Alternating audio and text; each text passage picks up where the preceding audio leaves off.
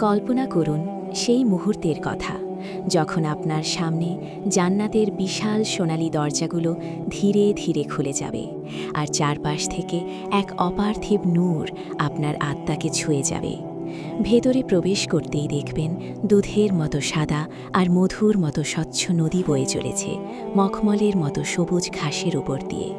আপনার সামনে দাঁড়িয়ে থাকবে সোনা আর রূপার তৈরি সেই সব প্রাসাদ যা কোনো মানুষের চোখ আগে কখনো দেখেনি।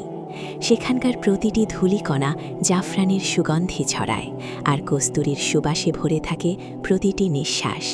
জান্নাতের বিশাল গাছের ডালে ঝুলে থাকবে নূরের মতো উজ্জ্বল সব ফল।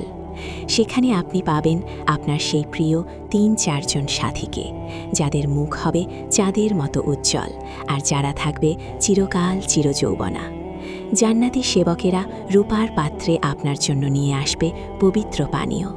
চারদিকে বইবে প্রশান্তির বাতাস আর তাসনিম ঝর্ণার মিষ্টি সুর। সেখানে নেই কোনো ভয়, নেই কোনো বিষাদ, আছে শুধু অনন্তকালের সুখ। আর সবশেষে মিলবে সেই পরম পাওয়া, মহান আল্লাহ তাআলার দিদার। এটাই তো মুমিনের চূড়ান্ত সফলতা, অকল্পনীয় শান্তির জান্নাত।